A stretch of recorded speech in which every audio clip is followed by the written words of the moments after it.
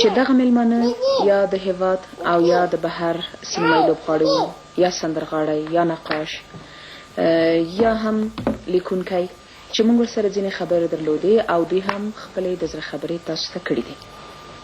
په هماغه لړۍ موږ په دغه خپرونه کې هم میلمه یا ښه وایو چې میلمانه لرو. هوکې، په زړه پورې او نیکمرغه هنري جوړه نغمه او منډل دوی د ساعت باشما د خپرونې میلمانه دي. موږ هم فرصت له لاسه نه ورکوو، راساً د دوی سره خبرې پیل کوو او د دوی له خولې ځینې خبرې واورو.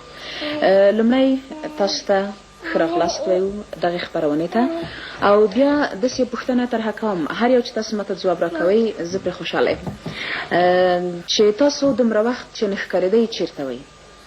مهرباني وکړئ. مونږ هم دلته اوسو ویلی جانې، ممکن تاسې بله مونږ نه یاست لیدلي، چې مونږ د وزارت داخلي رسمي صاحب منصبان یو، درست، هلته مسؤلیت لرو او په کورنۍ ژوند کې مونږ مسؤلیت لرو. درست. نو ډېر کم رښتیا معلومېږي په دې چې زه چون یوه مور یم، بله، د ماشومانو روزنه مې په غاړه کې ده، د کور چارې دي، نو اکثره زه کم لیدل کېږم، ممکن منګل ولیدل شي. درست. خو دا د لیدونکو پوښتنه وه، ځکه دوی تاسو کم لیدلي یاست، په دې معنا چې دوی ستاسو نوې سندرې کمې لیدلي دي.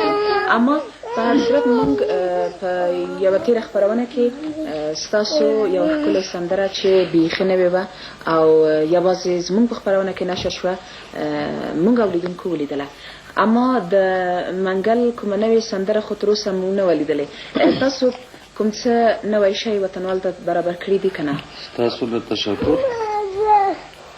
پرابلمونه ځکه مخکې دی سره ذکر کړو، پرابلمونه ډېر لرو، مشکلات لرو، پرابلمونه لرو. مخکې له دې نه چې زه ستاسو دغه سوال له ځواب ورکړم، د افغانستان غونډو شریفو خلکو ته د ستاسو د پروګرام له طریقه خپل نیکې هیلې تقدیموم او دلته سره ګرځو، دلته په افغانستان کې سره یو، بس مشکلات پرابلمونه هم شته، کله موږ غالبېږو او کله مشکل په موږ غالبېږي.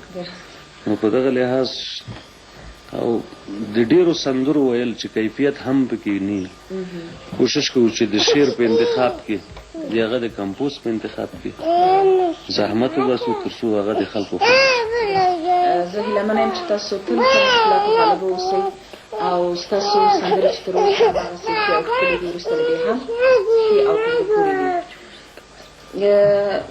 داسې یوه پوښتنه هم مطرح کېږي ستاسو نه چې ستاسو اکثره سندرې د پښتو د ښه سندرغاړي خیال محمد او ځینې وخت هم د پښتو د ښه سندرغاړي هدایت الله دي. تاسو ویلی شئ چې تاسو د هغوی سندرې وایاست که لومړی دا سندرې تاسو ویلي یا وروسته دوی ویلي؟ شاید موږ هم دا کار کړي، هغوی هم دا کار کړي. منتها موږ دا د ډیورن کرښه سره نه منو. زموږ فرهنګ، کلتور، عنعنات د هغه خلکو سره بیخي شباهت لري، هم د ژبې له نقطې نظره هغه د ډېرې سندرې هغوی اول ویلي او بعضې سندرې موږ هم اول ویلي چې هغوی ثبت کړي. منتها زموږ په منځ کې دغه د ډیورن کرښه دا په رسمیت نه پېژنو او نور غونډ فرهنګ، کلتور، عنعنات زموږ سره یو شی ده. لباسونه حتی په لباسو کې هغوی هم زموږ ورونه دي. تاسو په ژوند کې څه ارزو لرئ؟ زما یوازینی ارزو دا ده چې که زموږ په وطن کې سوله وي نو موږ کولی شو چې خپل خلکو ته ښه خدمت وکړو، هنر ښه مخته یوسو، ښه ماشومان تربیه کړو، هر شی داسې که مخ ځي په سوله کې. مقدس ارزو ده. نږدې هنري سفر تاسو په مخ کې لرئ که نه؟ ممکن په دې ورځ کې مونږ یو سفر ولرو، البته د 14 فستیوال په مناسبت البته په کوریا کې ده. درست. نو د مونږ سازمان جوانان لخوا دا وچی وي. بله. نو د سفر ته ممکن لاړ شو. درسته. بله. ایله منه یم چې ښه سفر وي او ښې خاطرې د هغه ځینې راوړي. زه هیله منه یم چې تاسو په خپل شخصي او هنري ژوند کې لا بریالیتوبونه ترلاسه کړئ او دغه ستاسو ارزو چې د ټولو هیوادوالو ارزو ده دا په خیر سره صورت ونیسي او ټول ترېنه برخورداره شي. تشکر.